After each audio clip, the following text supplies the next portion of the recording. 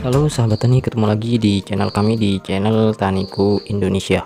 Kali ini kami akan membahas apakah boleh kita mencampur pupuk Ultradap ini dengan pupuk Gandasil D.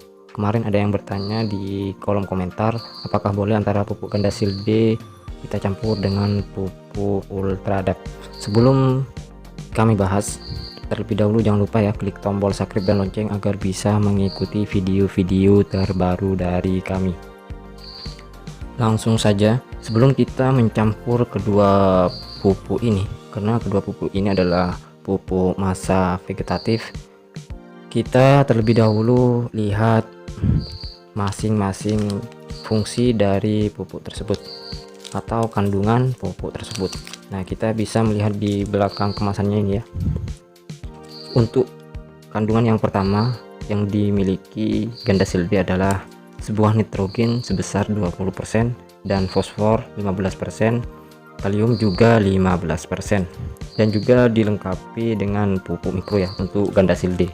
Nah, kita sudah tahu isi kandungan dari pupuk Gandasil D. Sekarang beralih pada pupuk Ultradap ya.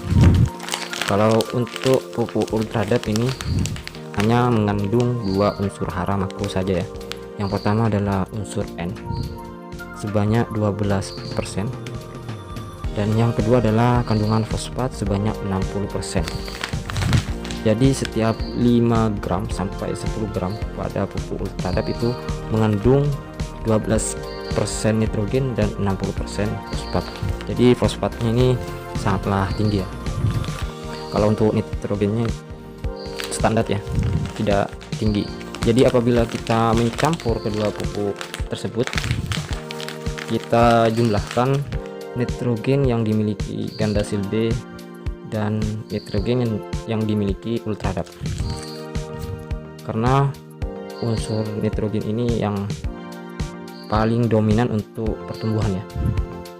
Jadi untuk Gandasil D ini kandungan N nya sebanyak 20%, kita tambahkan dengan pupuk Ultradap, nitrogennya mengandung 12%, jadi 20 tambah 12 maka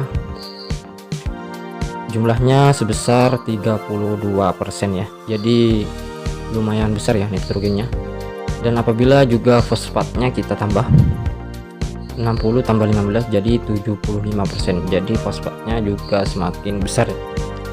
Maka untuk dosis, biasanya kalau hanya menggunakan Gandasil D yang 100 gram ini, kalau saya pribadi satu bungkus ini saya gunakan 3 tangki ya. Kalau untuk Ultradap ini sebanyak 2 sampai 4 sendok per tangki. Jadi kalau menurut kalian dosisnya terlalu tinggi, maka setiap pupuk itu dikurangi ya, atau mengurangi salah satu dari pupuk tersebut. Dan kita melihat hasil pertama pencampuran yang sudah disemprotkan kepada tanaman, apakah tanaman tersebut tambah subur atau malah pertumbuhannya tidak normal. Kalau tidak normal berarti itu overdosis ya, atau kelebihan pupuk. Jadi harus sama-sama mengurangi pupuk tersebut ya. Dosis dari Gandasil D juga dikurangin, dan pupuk Ultradap ini juga dikurangin. Kalau semisal kita mencampur dengan sesuai dosis tapi pertumbuhan normal, malahan tambah bagus misal, maka itu bisa dilanjutkan ya. Biasanya kalau untuk interval itu paling dekat 1 minggu 1 kali. Kalau saya pribadi saya lakukan 10 hari sekali ya untuk penyemprotannya.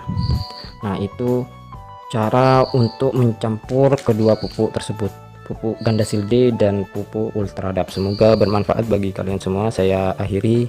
Assalamualaikum warahmatullahi wabarakatuh.